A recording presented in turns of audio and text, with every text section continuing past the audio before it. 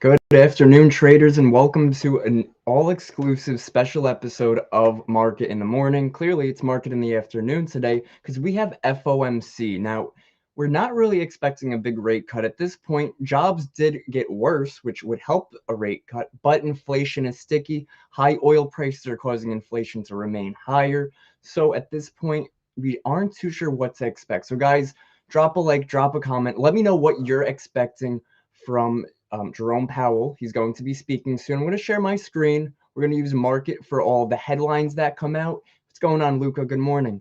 And I also do have Jerome Powell is speaking live. Guys, drop a comment. Let me know if you can hear it. If you can't, I'm going to reconnect it another way.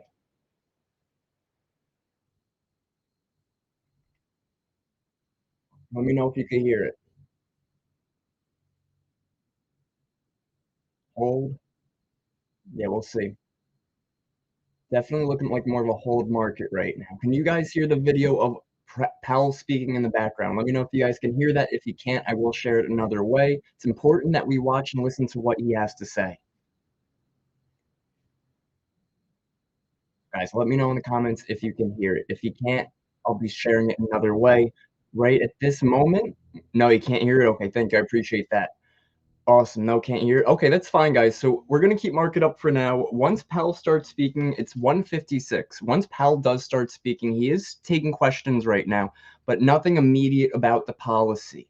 So what we're gonna do is I'm going to share the screen. We're gonna share the tab. We'll listen to what Powell has to say, and we're going to use Market AI to see what is really high impact. What's great with market, guys, is even if we weren't going over, oh, do we have FOMC right now? Are we watching the live stream? All you need is market. And as soon as Powell says something important, what's going to happen is market's going to pick it up almost immediately. Really a fantastic tool. Guys, if you want a chance to win a free market AI account, that's this beautiful dashboard right here. Sign up for our free webinar. That's March 22nd. Jeev is going to be hosting it, and we're going to be giving away a handful of free annual market AI accounts. So guys, make sure you secure your spot right there. There's a select amount of spots. I'm going to paste that in the comments one more time for you guys. Guys, let me know, what are you expecting for rates today? Are we expecting us to hold steady? Now, we could take a quick look at our Fed Watch tool. And what our Fed Watch tool is going to tell us, it's going to tell us that not only is the meeting in 2 minutes, but our odds of a rate cut right now are sitting at just 1%. If anything, look at this, guys. We're at 0% for a rate cut, actually. We're at 0%. Going into FOMC, we still have a minute before the meeting actually hits. We're at 0% for a rate cut in March right now. If anything, there's a 1% of a rate hike. Not going to happen. We're not in a position to hike rates up, but something to be aware of. As traders, we can't force things in the market. We can only react. So we still have about 2 minutes, less than 2 minutes till that happens. You think we hold rates steady? I believe so. I'm wondering how it'll affect ES and NQ. Me too, man. Let's take a quick dive into the charts. We'll also be watching the charts here on TradingView, one of the best charting platforms. It's important that you have tools like Market, like TradingView, that are easily accessible so that you're not lost in the sauce, right? You're not getting all mixed up. You're getting headlines over here, headlines over there.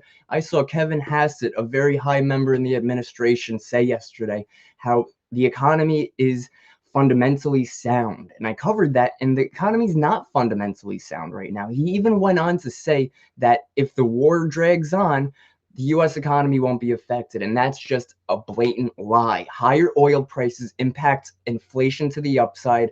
I'm really thinking our Fed chair, our cuts, we might see less. What we really want to listen for, guys, because we know we're most likely not getting a rate cut, the main thing we want to listen for is, are they still anticipating 2 cuts going forward?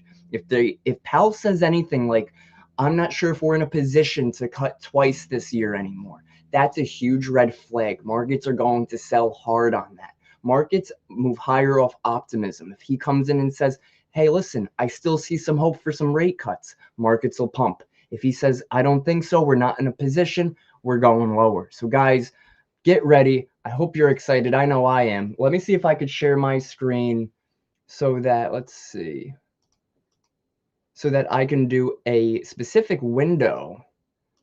And you guys let me know if you can hear now this. That the U.S. could at some point find itself in a similar situation to Japan, whether for fiscal or demographic reasons? You know, over time, guys, let me know if you can hear that. If you guys can hear that, we're going to keep this stream up and going, and we'll make sure that we're aware of what's Powell saying. Yep, meeting as the SEP report that will give more forward guidance than his speech. Absolutely. Yep, absolutely. Good call on that, Cindy. Yeah, you can hear it now. Wonderful, guys. So we'll keep those ads out of here. We don't care for ads around here. And we're just waiting. Here's our skip. And we have our meeting very large deficit right now at essentially full employment. And so the fiscal picture needs to be addressed. And it's not really being addressed. So that's important. I'm not in any way connecting it to some sort of near-term market event. But ultimately, it's something we'll have to deal with. And that, you know, in the end game, that's where you wind up, is in some kind of a difficult thing. But that's not where we are. It's not where Japan is either. But it's certainly not where we are right now. Does it reduce the effect of your rate cuts that longer-term rates have overall not really budged that much? I wouldn't say that. You know, the thing is, I mean, technically, One Fed higher longer-term rates policymakers means see less a accommodative hike financial ahead. conditions. What I just say, guys, There are about many, a many minute ago. things We're in that more of a move position to longer-term hike rates It's not- than cut rates. And it's not mostly what happens on the short end. There can be effects of longer-term rates from our moving our policy around, but, it's much more, assessments of the fiscal path and fiscal policies and risks and things like that that move the 10-year around. You can look back at and find periods where we've been very actively moving the policy rate over the course of a year, and over the course of that year, the 10-year is exactly where it started. So there's not a tight link between 10-year rates and the overnight rate.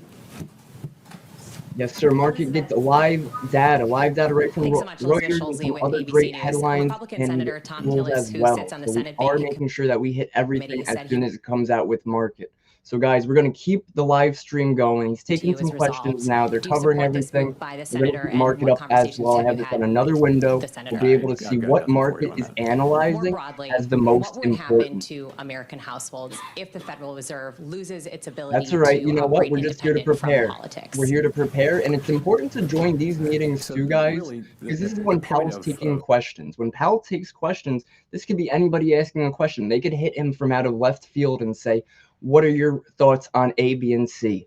And he could either decline to answer, or he could answer, and that could give us some forward-looking too. So Powell doesn't speak every day, doesn't speak every week. It is important serve to the watch people these. well, and that is to have a separation between to not have direct elected official control over the setting of monetary policy. And the reason is that monetary policy can be You guys hear used, it?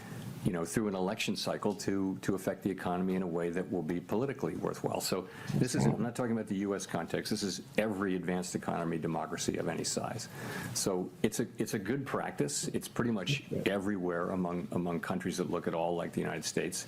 And I think if you lose that, it's, first of all, it would be hard to restore the credibility of the institution if people lose their faith that we're making decisions, only on the basis of our assessment of what's best for everyone, for the wide public, rather than Check how markets are reacting, guys. Not much of a reaction yet. We're not getting anything set in stone right. I don't Like believe Mr. we will. I certainly Mamu hope on we won't. YouTube But said, it's very important. And not the the reason best, it's important not is going to that see it's price enabled action just central yet. banks 2:30. generally not to be perfect, but to serve the public well. You're confident it can maintain that independence at this point? Yes. I just want to make sure you guys could hear I'm the certainly audio of the committed to live that, stream, and so are my colleagues. because I was getting somebody oddly said you could not hear it. Archie Hall from The Economist. On that sort of stabilization of the labor market question, how much do you see the weakening we saw over the past 6 months, year, as a kind of data mirage around immigration and the government shutdown and so on that's now resolved? Or how much have we seen a kind of real underlying firming up in the state of the labor market, do you think? Well, part of it is, to your point, part of it just is that labor supply, growth in labor supply has come to essentially a halt.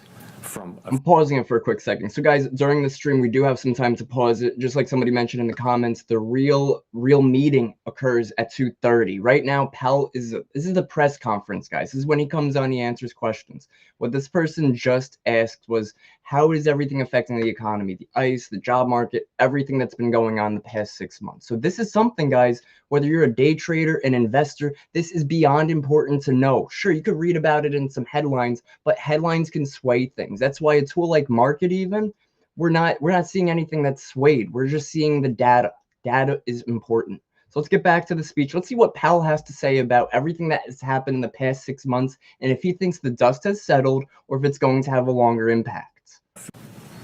Most measures of longer-term expectations remain consistent with our 2% inflation goal. Our monetary policy actions are guided by our dual mandate to promote maximum employment and stable prices for the American people. At today's meeting, the committee decided to maintain the target range for the federal funds rate at 3.5% to 3.75%. Since last September, we've lowered our policy rate 75 basis points, or 0.75 of a percentage point, bringing it within a range of plausible estimates of neutral. This normalization of our policy stance should help stabilize the labor market while allowing inflation to resume its downward trend toward 2%. Once the effects of tariff increases have Parents of children who play Roblox. What the heck is this? Let's get back to Mr. Powell, please.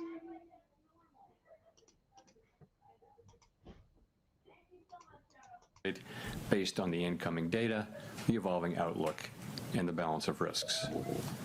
Monetary policy is not on a preset course, and we will make our decisions on a meeting-by-meeting basis. Okay, that's important, guys. He said there's no course. There is no set in stone. That means they're having meeting-by-meeting basis. Next month, it could be way different. They're going to have a meeting in April. They have 8 meetings a year. I'm going to show you guys exactly that.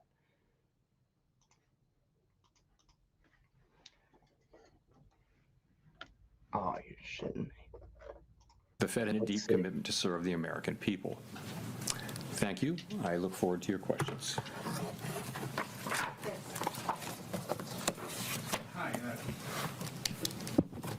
Chris Rugaber at Associated Press. Thank you. I wanted to ask that you attended the Supreme Court hearing last week on the Lisa I know Cook case. the conference is usually 2:30, but I know he gets on. Criticized that as political. Can you say why you attended and what you would say in response to the Secretary's criticism?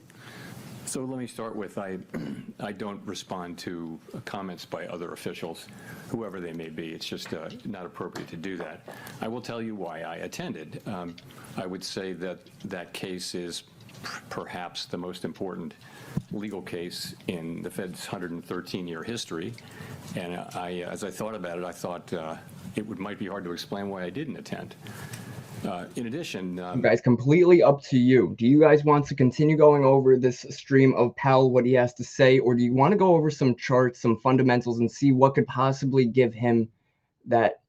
Yeah, they're really okay. We'll see. We'll see. Right now, markets aren't giving us a reaction. ES has gone nowhere fast. We see the price action today has been extremely range bound. Look at this, guys.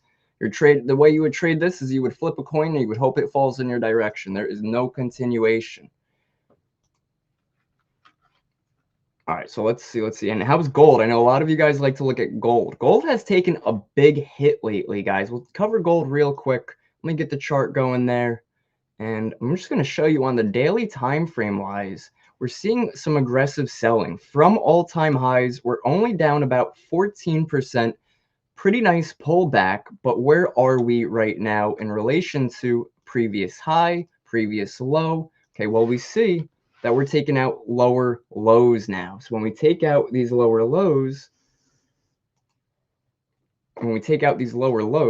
we see that the structure is now forming to say, look, before we were bullish, higher high, higher low, higher high, higher low. Now, once we had this massive sell-off, we tried again, higher high, higher low, failed the higher high, higher low, failed the higher high.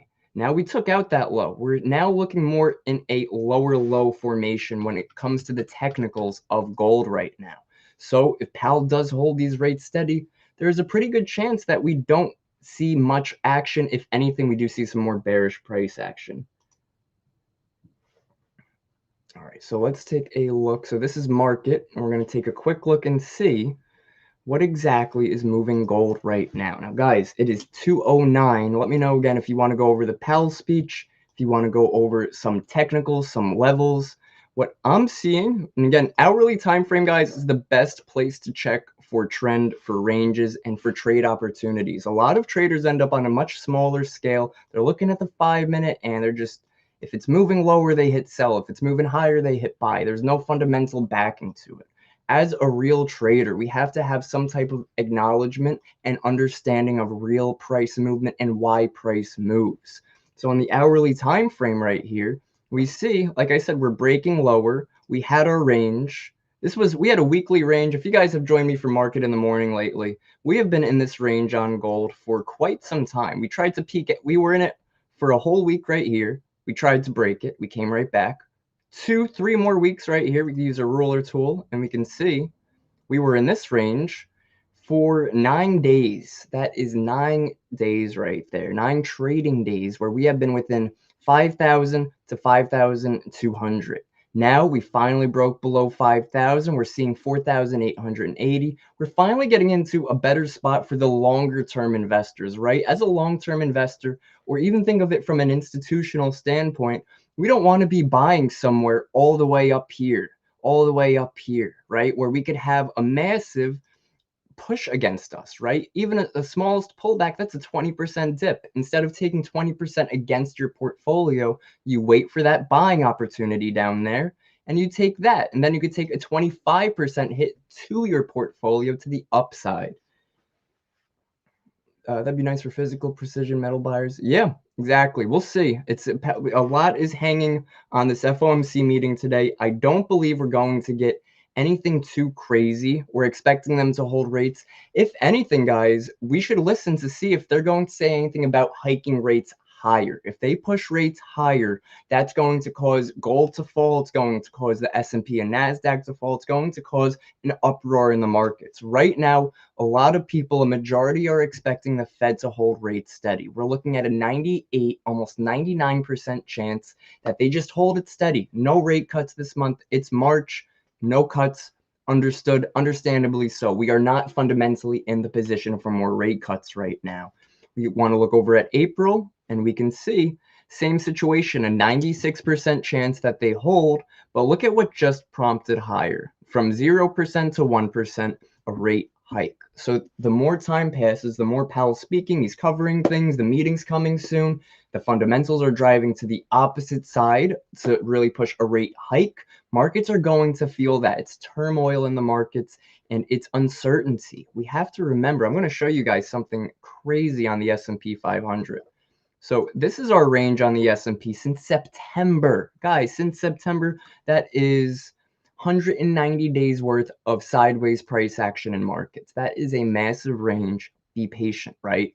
But let's look back a little bit. What happened before then? Well, before then, we knew we had the whole tariff ordeal last year. Tariffs came in. Trump came in. He said, we're going to start tariffing the Canada and Mexico, yada, yada, and markets lost their mind. When there's uncertainty in the economy, people pull out of their investments. Again, from an investor standpoint, let's say you were a billionaire investor, you had an investment portfolio you managed with billions of dollars. Well, if something new hits the economy and we're not sure how the companies we're invested in are going to react, if it's going to impact our revenue, our return on investments. So what do? They sell out of uncertainty. And when they sell from uncertainty, that drives fear. When fear hits markets, that's when we get these massive sell-offs. Look at this one day right here, guys. On the S&P 500, we dropped over 5 to 6%. I wouldn't even say 6-7% on this one. 6% in a single day on the S&P 500. That is a massive sell-off. And that was all leading to what, guys? The ultimate reversal we had, right? When Trump came on, this was all from tariffs, this big sell-off, tariffs, new tariffs everywhere. And then boom, April, he says it's Liberation Day. I'm giving everybody a break from tariffs for the next 90 days. Everybody's got a deal. We're working it out, everybody but China. And markets gave us the opposite. They gave us a 10% move within a single day. That is massive. That's considered a catalyst, guys. When we look at markets in a whole, not from a day trader perspective where we're looking at a 15-minute time frame, but a larger scale, we need a catalyst to reverse price. Right now, that was our catalyst back then. Yeah, Trump does love to set up a good low. We definitely know that right now. That's great, man. Tariffs from, yeah, that was tariffs from last year. So now at this, and guys, at the end of last year, what else helped us continue this rally was the rate cut expectation. So there's optimism on top of optimism, running markets up to all-time highs. 53 new all-time highs made last year. Phenomenal year, especially after coming off of such major lows. But now we had our rate cuts. Things flattened out. We now see December came along and we said, okay, well, now we're not really looking to cut rates anymore. November came along and they said we have maybe one more rate cut in store. At that point, it's already priced in. I'm sure you guys have heard the term priced in before. The rate cuts were priced in because it's no longer driving optimism. Optimism is something like we're expecting or anticipating something. Right now, what we might be anticipating is the opposite of the optimism, right? Is the rate hike. Rate hikes happen. There's fear in the markets. We're going to sell off. At this point, I would be extremely careful. AI will be a catalyst for a stock market crash. You know, I'm glad you mentioned that, and we'll talk about that too. We got a little time before Powell does get on and speak, but oil is driving up energy costs. What happens, guys? AI is also running up energy costs. We're going to see an energy shock in the economy. I'm talking about globally, not even just the US. We're going to see an energy shock so wild. At this point in time, China has the most energy. China. Now, the US has their own energy as well, but doesn't have as much. So when all these big AI companies, they start using more and more AI, I'm sure most of you have seen at this point, AI is drawing so much energy. I'm sure you've seen the memes where this image was created and it costed 50 gallons of water to make. Well, it's not a lie. Energy, all of these cooling systems, AI isn't just AI. You don't just code something and it works for you. When these companies create AI, there's a backbone to it. There's structure to it. It requires energy. It requires cooling. It requires memory chips. It requires data centers. There is a mass amount of other companies other than the AI companies themselves that will benefit from more AI. So keep an eye on those sectors. Yep, energy ETFs when the market crashes. Yo, you know it, man. So those things are going to pop. Now, unless those energy ETFs are the only ones moving higher while the rest of the market crashes, right? Because they're seeing an income move much higher. But all relevant and all relative to what is said in FOMC. And also when it comes to AI, it's important to keep an eye on things like equities, Nvidia, Google, Amazon, not so much Apple. Apple did not jump into the AI boat just like Google and Amazon and Microsoft did. I don't know about you guys, but last year when I was seeing all of these companies do fantastic with AI, I was wondering, what is Apple waiting for? Why are they taking so long? Why haven't they done anything in AI yet? Why are they lagging behind? Come to find out, they're not lagging behind. They're waiting for the dust to settle, and they're waiting for all of these other companies. Amazon, let me show you guys with market. Amazon had a CapEx. We'll see if it still mentions the CapEx. It mentioned it back when we did have earnings. So let's see if market covers the CapEx on Amazon too. That would be pretty gnarly. But the CapEx on Amazon was expected for 2026 to be $150 billion. $150 billion spent on AI spending. Well, they didn't hit $150 billion. Now they're expecting $200 billion worth of spending. That is not something to say, oh, well, it's just 50 billion more. These companies could afford it. Of course, these companies could afford it. But what it does to the investor and what it does to the companies is what matters to us, the trader and investor. If I know that they have to spend more than expected, guess what? That's going to impact their ROI, their return on investment on those AI software and those platforms. So as an investor, that makes you wonder, is the value of this company true, or should it pull back because of all of that spending? So again, warning, concerns, uncertainty, that drives the market lower, and that's what keeps markets in the range we've been seeing. So let's see, Amazon.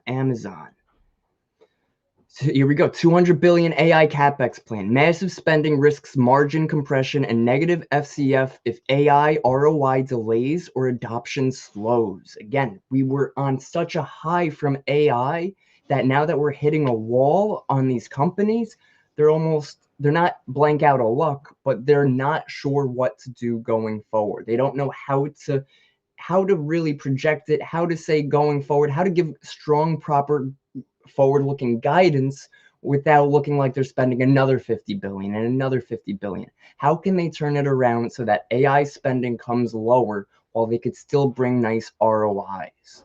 Yeah, a lot of spending on that. A lot of spending. Really great stuff. Guys, if you want to go over any tickers, let me know. Market is the tool to use, whether you're a futures trader, stock trader, Forex trader. You don't need to know fundamentals. You don't need to go to school and learn everything. You don't need to watch 20 hours of YouTube to figure out what a rate cut means or inflation. Everything is answered right here. S&P 500 holds 67.30 ahead of Fed decision amid Iran threats, hot PPI, and oil at 109. Yeah, we could look at some Euro USD. We could definitely cover that for a moment. We've got 10 minutes, guys, before the meeting begins, and we will keep an eye and see where that is. I'm sure it'll be on the same stream as we have been using. This will run an ad. Perfect. That's all right. We'll keep this going in the background, and we'll get Powell up once he starts speaking at 2:30, and we'll see what he has to say and if he does really expect some rate cuts. So let's see, any headlines coming out? U.S. yields par raise as Fed stick. Yes, sir. Guys, big shout out to Twitter, man. We're doing pretty well on Twitter. Love to see it. You guys are the best. Drop a like. And don't forget, guys, I'm going to drop it one more time in the comments for you. But claim your spot today. There's a limited amount of spots for our free webinar using Market. Jiva's going to be hosting it, and we're going to be giving away some free Market accounts. So, guys, smash that like. Make sure you click the link. I just put it right down below. It's at marketedge.ai/webinar. It's going to be this, I believe it's March 22nd, which is going to be this Sunday. So this Sunday, guys, make sure you join it. I'm going to go over it, show you guys how to use Market to really gain an edge so that you're not just guessing, right? As a trader, anybody, guys, almost I'd hate to call shots or take shots here, but any trader could draw some trend lines and be like, oh, well, we have a falling wedge right here. That doesn't mean anything. Anybody could draw anything. I could draw a smiley face over here. It doesn't mean markets are going to go higher, but when you have the right fundamental backing, you have a proper understanding. Yes, this is a falling wedge into an area that has been support, and our fundamentals are leaning bullish. Guess what? That's your A-plus setup. That's your edge. If you see, oh, we're creating this falling wedge, but guess what? Our fundamentals right now, this is a great example, guys. Our fundamentals right now are saying we're probably going to, A, definitely hold rates, but B, possibly hike rates in the future. That is not setting up for a bullish move out of this. That's setting up for this to fail. So extremely important. Make sure you sign up. That will be in the comments below. W to YouTube, you guys are awesome. W to Twitter, you guys are great as well. And W's to Nalab and Jeev and everybody at the Market teams. Sebastian, Jack, Rita, everybody, man. G-Man, Marco. Guys, you guys are all goats. Drew, everybody. One Love Market is the place to be and the tool to use for all of your basic understandings of what's really happening in the economy. There was a time, guys, where if you wanted to know what's fundamentally driving the markets, you'd have to go put on CNBC. You would maybe need a Bloomberg terminal that's $30,000 a year. You would have to do some research, right? Now we're in a time of AI. We were just talking about AI before, about how Amazon, Google, they have large spending caps for AI. Well, let's use it to our advantage. There's a lot of people that are discouraged by it. AI is taking over. Take advantage. Don't get discouraged. Take advantage. Sign up with Market today. And if you guys want, you could save 10% when you use discount code KEV. So check that out as well for Market. But of course, you can possibly win a free account if you join our webinar. Guys, we have about 6 minutes for the meeting to start. Very excited there. Yeah, Bloomberg who, man? We'll start a hashtag, guys. Post a clip whenever you post anything market-wise. I want you guys to hashtag MRKT and hashtag Bloomberg who. Let's run that up. Came on a bit late. Yeah, we could take a look at gold. I got you. Absolutely. So I'll run through gold one more time. We did go over it before. What's up, Gavin? Hope you're doing well. But gold, we're really expecting to possibly see some more downside price action. But let's not be surprised. Markets have an irrational way of reacting to things. So daily time frame, we were covering gold and how we've really been seeing some selling pressure, but it hasn't been consistent. I don't know if you guys heard that, but that's a headline. Oman condemns dangerous escalation of targeting energy facilities in Iran's South Pars field. This is big on the energy sector, right? We know on the oil, that's all going to be impacted, right? So very important there. And it's important to know too, guys, that AI was going to drive energy prices higher. Now we have this war going on that's also going to be prompting energy prices higher. Let's see. Yeah, the Fed, I think, guys, I'm definitely, when we get this going, guys, a few things we're going to be listening for. We're going to be listening for if he is definitely going to hold rates, which is most likely. If he is sure that we're still going to expect 2 rate cuts later this year. Now, something to mention, guys, is that he is stepping down in May. Right, he's done after April, so we have Kevin Warsh coming in. Kevin Warsh is going to be the next Fed chair, but Kevin Warsh also has a more hawkish tone. Hawkish means holding rates or even hiking rates. So with that being said, we want to be patient. We want to see what he has to say. And if he doesn't give that much clear of an outlook, then it might not give us that clear of a move, right? We have to remember, even when using a tool like Market, what we look for when we get economic data, events, is we look for the extremes. Yeah, this could be his last meeting, could be very neutral. Good call on that, Seb. Absolutely. I'm pretty sure he'll be in the meeting for April too. I'm pretty sure May is his last, is when he steps down, but we'll see. We'll see. He could say, yeah, we're still expecting 2 rate cuts, but we'll circle back in April and see how inflation is. If inflation's lower and unemployment's still high, then yes, we're going to cut rates. But right now, guys, if we go to, I'll show you guys how our non-farm payroll and unemployment came in this month. They came in higher than expected, right? So non-farm payroll came in negative 92,000. It was expected to be positive 52,000. That is a negative 140,000 job difference to the downside. That is a weak labor market. Unemployment also rised higher. So with all of that going on, oil, yep, great question. So oil also causes inflation to move up. So if inflation's moving higher, employment's moving higher, we're going to see that stagflation start to happen. We're going to see markets unaware, unsure, and things are going to be a little bit of all over the place, right? Just like we have been seeing. But what I was mentioning before is we want to look for the extremes. So unemployment, non-farm payroll, I'm going to show you unemployment was at 4.4%. If that comes in at 4.5% next month, 4.6%, that's going to help support another rate cut. If it comes in lower, that's going to go against the rate cut. ISM manufacturing doesn't have the biggest impact. Initial jobless claims. This is another, we have PPI today too. Common to see PPI and FOMC. Oh yeah, no, not common to see them on the same day. It just so happened that they did fall on the same day today. Initial jobless claims is another event that's important. This comes out every Thursday, so we're not going to get extra volatility from an event that happens every Thursday. However, if we see a massive move and we see that our forecast is 215,000, our bank forecast is 215, and our minimum and maximum range is 210 to 245, and we came in at like 260,000, or we came in at like 190,000. Those would be extremes because it's out of our minimum and maximum range. That's when we expect those big moves in the market. Guys, we have the Fed meeting in less than a minute. This is getting big now. This is getting big. So it did say next FOMC meeting is in, and it had the countdown to 2 o'clock, but we'll see. We'll see. Could have sworn this was the possible with that. Supply came way down. It turns out that demand for labor also came down a very similar amount, maybe just a little bit more, which is why the unemployment rate has gone up. So I don't know whether that's a coincidence or not, but that's what's happened with that part. So real quick, I do want to touch on that. We have 20 seconds. Jobless claims stuck between 20,000 and 300,000 for the past 2 years. Initial jobless claims is never going to be one of those uptrending charts because it's initial jobless claims. These are people that are initially filing for unemployment. So this number will end up impacting the unemployment and non-farm payroll number. So these numbers will never be the same, but if it's consistent, that means people are consistently filing. So we would want to see it come lower. That was just a quick little rundown on that. So here comes Mr. Powell. Let's see. Make sure that this is meeting. Yeah, this is the old one, right? So let's see where Powell's speech is. You guys let me know if you see it. This should be it right here.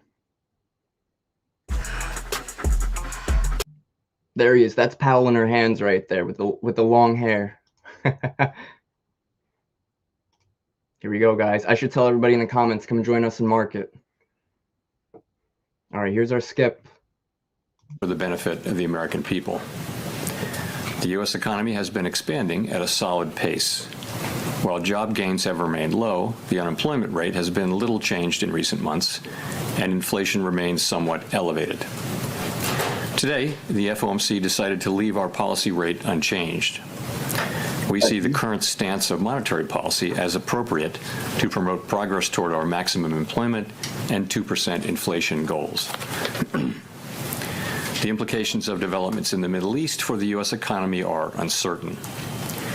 We will remain attentive to risks to both sides of our dual mandate.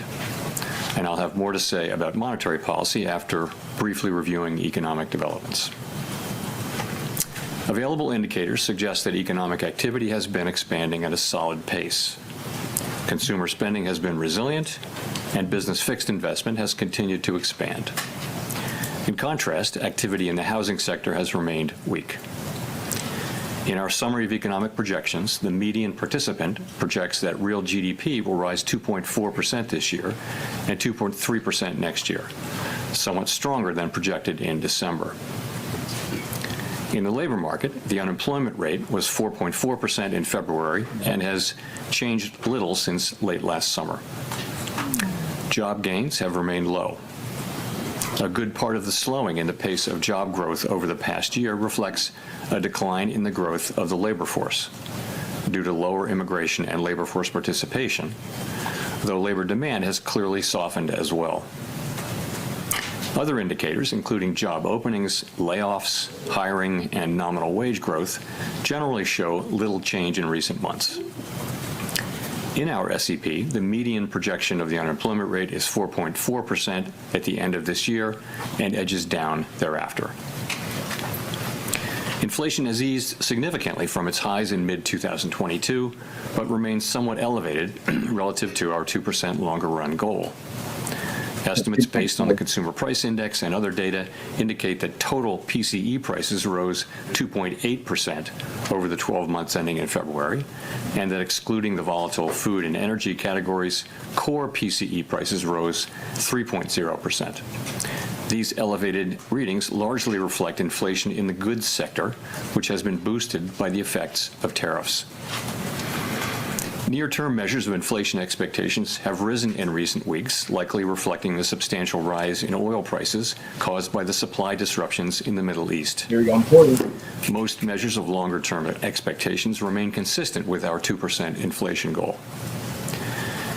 The median projection in the SEP for total PCE inflation this year is 2.7% and 2.2% next year, a bit higher than projected in December. Our monetary policy actions are guided by our dual mandate to promote maximum employment and stable prices for the American people. At today's meeting, the committee decided to maintain the target range for the federal funds rate at 3.5% to 3.75%. From last September through December, we lowered our policy rate 0.75 of a percentage point, bringing it within a range of plausible estimates of neutral. This normalization of our policy stance should continue to help stabilize the labor market while allowing inflation to resume its downward trend toward 2%. But the implications of events in the Middle East for the U.S. economy are uncertain. In the near term, higher energy prices will push up overall inflation, but it is too soon to know the scope and duration of the potential effects on the economy. If you want to know if market's active real quick, I'm just going to show you guys. Market picked up that near-term higher energy prices will push overall inflation a second before it hit the YouTube stream. That's how accurate market is. We will continue to monitor the risks to both sides of our mandate. S&P and NASDAQ is dumping, ladies and gentlemen. We are well positioned to determine the extent and timing of additional adjustments to our policy rate based on the incoming data, the evolving outlook, and the balance of risks. In our SEP, FOMC participants wrote down their individual assessments of an appropriate path of the federal funds rate under what each participant judges to be the most likely scenario for the economy. The median participant projects that the appropriate level of the federal funds rate will be 3.4% at the end of this year and 3.1% at the end of next year, unchanged from December. As is always the case, these individual forecasts are subject to uncertainty, and they are not a committee plan or decision. Monetary policy is not on a preset course, and we'll make our decisions on a meeting-by-meeting basis. To conclude, the Fed has been assigned two goals for monetary policy: maximum employment and stable prices. We remain committed to supporting maximum employment, bringing inflation sustainably to our 2% goal, and keeping longer-term inflation expectations well anchored. Our success in delivering on these goals matters to all Americans. We at the Fed will continue to do our jobs with objectivity, integrity, and a deep commitment to serve the American people. Thank you, and I look forward to your questions. Colby.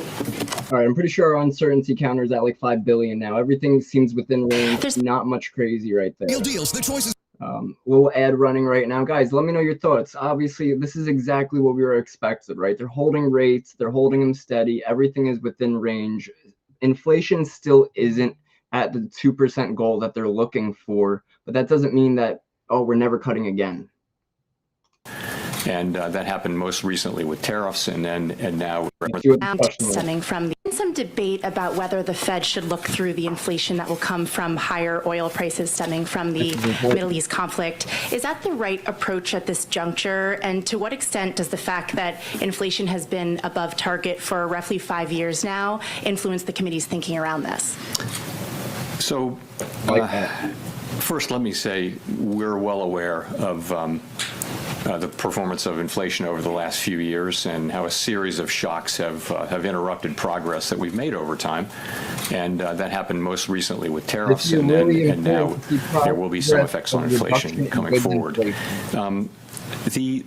The thing that's really important that we see this year is progress on inflation through a reduction in goods inflation as the one-time effects on prices of tariffs go through the system, go through the economy.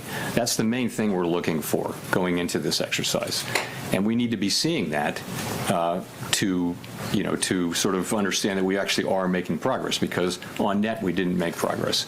And if you look at total core inflation, it's about 3%, and some big chunk of that, between 1/2 and 3/4, is actually tariffs. So we're looking for progress on that. The question of whether we look through the energy inflation doesn't really arise until we have kind of checked that box. It, of course, is kind of standard learning that you look through energy shocks, but that's always been dependent on inflation expectations remaining well anchored. And I think now it's also dependent on what you mentioned, which is that broader context of 5 years now of inflation above target. We have to keep all of those things in mind, and the question of looking through when it does arise will be one to approach not lightly, but in the context that you mentioned. And just on the S&P, can you help us make sense of why there is still a bias to cut for most officials this year, despite the upward revision to headline and core inflation and the essentially unchanged forecast for growth and unemployment? I'm just curious, kind of what's the genesis behind the need? What's the need? I would have asked the same thing. For the cut. Yeah, so, there are 19 people, and so 19 reasons, 19 individual submissions, and if you notice, the median didn't change, but there was actually some movement toward, a meaningful amount of movement toward fewer cuts by people. So 4 or 5 people went from 2 to 1, let's say, 2 cuts to 1 cut. And each person has individual stories behind what they want to do, but essentially it is that the forecast is that we will be making progress on inflation. Not as much as we had hoped, but some progress on inflation. It should come as we start to see in the middle of the year progress on tariffs, going through once and then tariff inflation coming down. We should be seeing that, and the rate forecast is conditional on the performance of the economy. So if we don't see that progress, then you won't see the rate cut. Okay.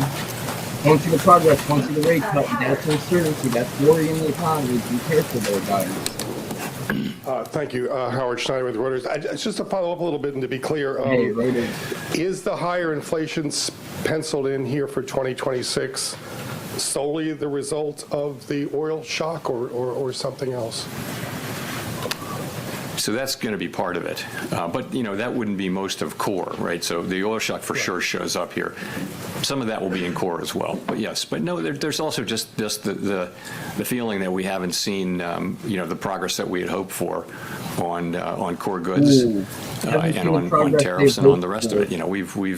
So for whatever reason, people did write up their inflation forecast. That will certainly be tied to events in the Middle East and the price of oil. But it's also, I think, a reflection of the slow progress we've seen on tariffs, which we believe we will see. It's just a question of how long it takes for them to get all the way through the economy, and it just takes some time. Right. And is the lack of change in the SEPs is, again, just to explicate this a little bit, more due to the expectation that the oil portion of this will pass through, or more out of concern that there is a potential blow to consumption and growth coming in the form of wealth effects with the stock market down, in the form of gas prices, diverting spending from other parts of the economy. So I didn't get the second part of your question. That consumers are going to be potentially diverting money to gasoline from other parts of the economy. There could be a growth shock or a redistribution of spending there that can hit consumption, wealth effects as well. I guess I'm wondering, is the rate forecast not changing because you think the oil shock is going to be temporary, or because you want to be sure you're positioned in case growth starts to slow? So the thing I really want to emphasize is that nobody knows. The economics effect could be bigger, they could be smaller, they could be much smaller or much bigger. We just don't know. So people are writing down something that seems to make sense to them, but have no conviction. To your point, if we have if we have a long period of much higher gas prices, that's going to weigh on consumption. That'll weigh on disposable personal income, and it'll weigh on consumption. But we don't know if that's going to happen. Something quite different than that. We might have much lower than expected pass-through. So people write down, this is one of those SEPs where a number of people mentioned if we were ever going to skip an SEP, this would be a good one, because we just don't know. So I wouldn't say there's a conviction that this is going to go through quickly or not quickly. It's just you got to write something down, and this is something that is that people wrote down, and we don't debate how long. How do you do that? We wouldn't be able to debate what the length of or size of these effects would be. We just have to kind of make an individual statement, and also, what you've written down before you'll be reluctant to move too far away from that, just because you don't know. It's so unclear what the direction from this particular end will be. Meanwhile, the growth has been solid, and inflation, the overshoot is mainly from the goods and tariffs. And, the labor market the unemployment rate, of course, is little changed since September. You have a very, very low break-even rate, apparently, for new jobs, with little growth in either demand or supply. But the U.S. economy is doing pretty well. It's just we don't know what the effects of this will be, and really no one does. Debatable, but that's okay. The U.S. economy is doing well in a sense that we're not falling off a cliff yet. I just want to clarify that to you guys. And economic activity, that crazy of spending would be reaction, but things don't happen overnight. We're not going to get one report that's to the moon because of one bad month. Things have to build up. They're going to want to see, a consistent rise in oil prices from where they were before the buildup for the war, and they're going to want to believe that that's going to be persistent for a fairly long time. So they're not sitting there waiting for oil to go over $70 a barrel, and then they're going to start drilling or whatever. They're going to make a reasoned, careful judgment that we're going to have higher oil prices for an extended period, meaningfully higher. So I wouldn't say there's much of that happening.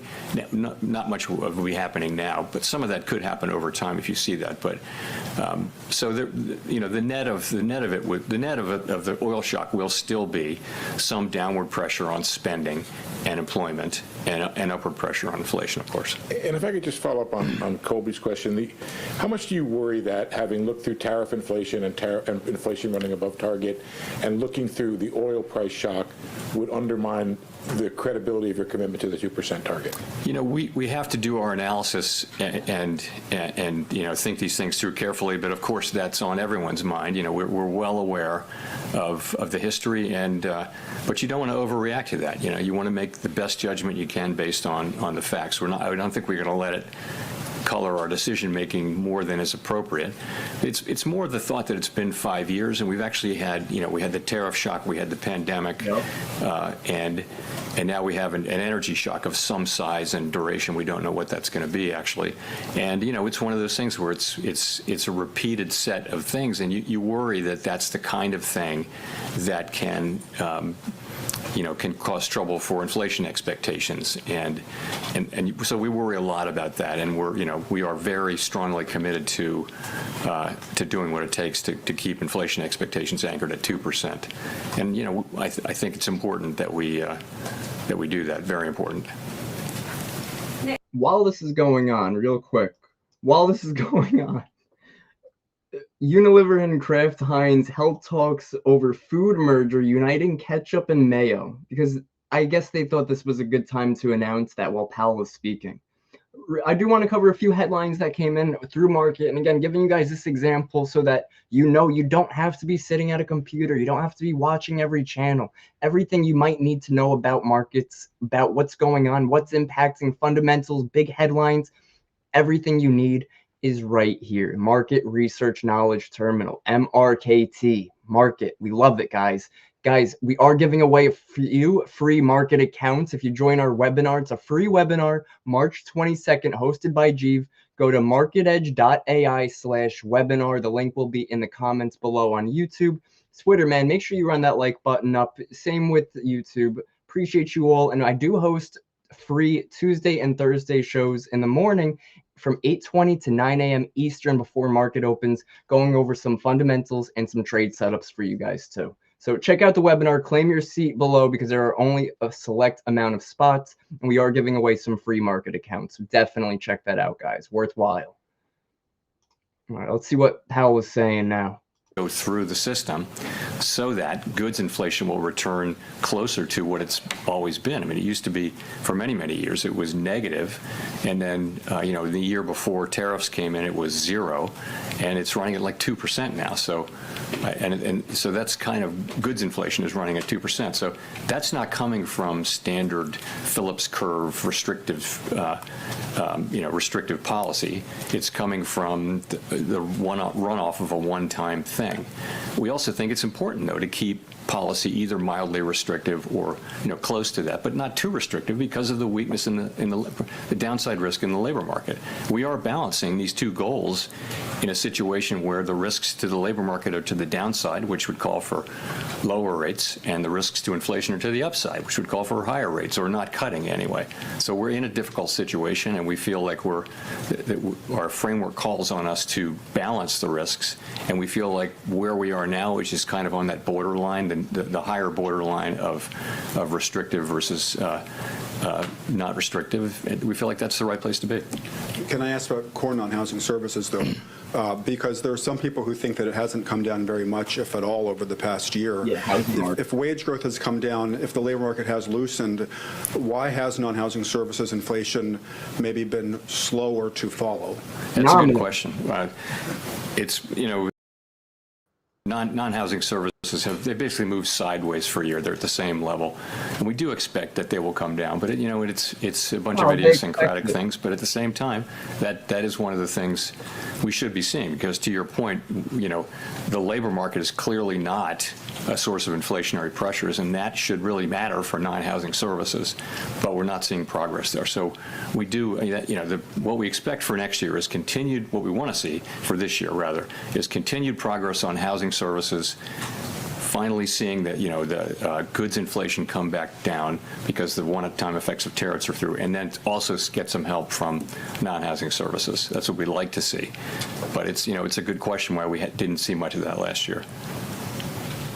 Edward. Thanks, Chair Powell. Edward Lawrence with Fox Business. So in December, we saw employment numbers revised down to negative 17,000. January revised down. February posted a loss of 92,000. Is the employment side a far greater risk than the inflation side? Because we are seeing inflation, CPI is close to 2%. PCE has ticked down. I want to say, guys, shorts played out pretty well. I wouldn't say that that's clear at all, that one is more at risk than the other. So you can point to the unemployment rate being stable, and in a world where both supply and demand for workers have come down very, very sharply over the course of the past year due to immigration policy largely, a ratio is going to be a better thing to look at than job creation, for example. So, and the ratio is the unemployment rate, and it's been stable since September. So that tells you that. Inflation, you can. We're at 3.0% core inflation, 2.8% headline. So we've been well above the 2%, that amount, whatever it is, 0.7, 0.8. or a full percentage point above 2% for some time, and that's a concern. We need to get back down to 2%, and we need to keep focused on that, even though we do now face some new inflation from energy. So I'd be hard-pressed to say that one of them is obviously more at risk than the other. And if I may, what happens if there's no Federal Reserve chairman confirmed on May 15th? Would you stay on? So Okay. if my successor is not confirmed by the end of my term as chair, I would serve as chair pro tem until he is confirmed. That is what the law calls for. That's what we've done on several occasions, including involving me, and it's what we're going to do in this situation. And while I'm at it, While he's at it. on the question whether I will leave while the investigation is ongoing, I have no intention of leaving the board until the investigation is well and truly over, with transparency and finality. And I would refer you to the statement that was in the Fed's brief that you all have seen, and I won't have anything more for you on that. On the question of whether I will then continue to serve as a governor after my term ends and after the investigation is over, I have not made that decision yet, and I will make that decision based on what I think is best for the institution and for the people we serve. Figuring you probably were going to set the dominoes off there, Edward. And I'm not going to have any more to say on those issues, by the way. All right, guys. So not only do you guys get the best coverage here on the Market Terminal and Market AI, Market in the Morning episodes, but we covered the FOMC. We saw what was happening. We'll circle back to it in a moment. I just want to cover some of the headlines we have coming in here too. But not only all that, but doing all of this, guys, I was able to give you guys a killer short position on the S&P 500 while all of this was going down, right? How phenomenal, how great is that? And I was able to easily do this because not only were we listening to Powell live, but Market was giving us those insights, right? I'm going to show you guys some of the headlines that Market pointed out because, guys, Powell has been speaking for 22 minutes, but not everything he said is important. So let's go through some of the most important things he's said so far. Yeah, Powell's the GOAT, standing on business. He's doing what he does. Have not made decision if we'll stay on board if DOJ probe is over. No intention on leaving Fed board until DOJ probe is over. If no Fed chair confirmed by end of term, he will continue to serve. Again, these are all things that we heard live, but if you were not listening to the live stream, you don't need to. Everything's going to be here in your market dashboard. And what's cool too is you could add your favorites, your favorite futures, stocks, commodities, equities, Forex, anything you trade, Market has it. It gives you a swing trading bias. It gives you a day trading bias. And look how cool this is, guys. It gives you a chart that's annotated. Oh, we had a big move here. I don't even have to click it. Why? I'm just say, okay, rally amid Iran war escalation. Israel strikes on Tehran.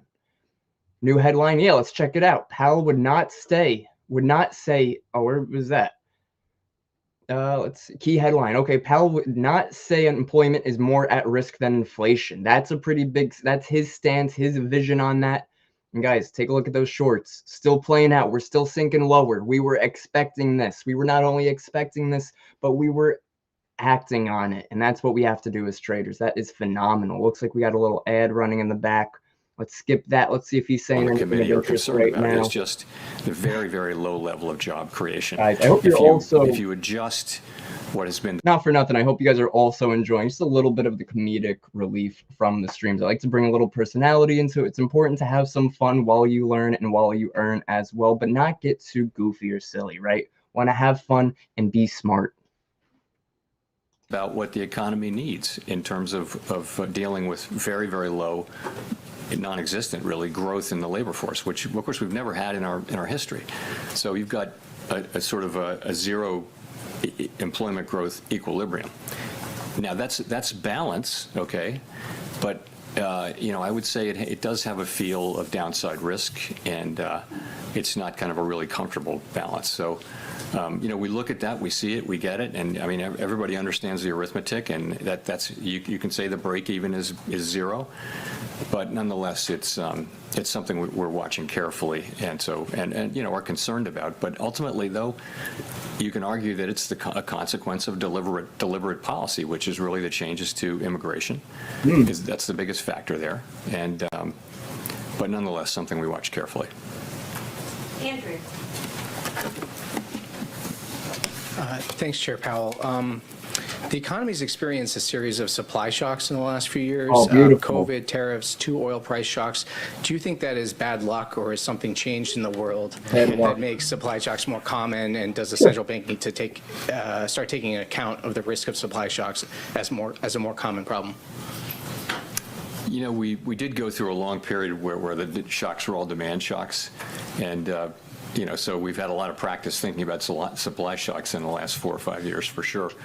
And it's just a very different thing and a very much more difficult thing because it does immediately raise the question of tension between the two parts of our mandate.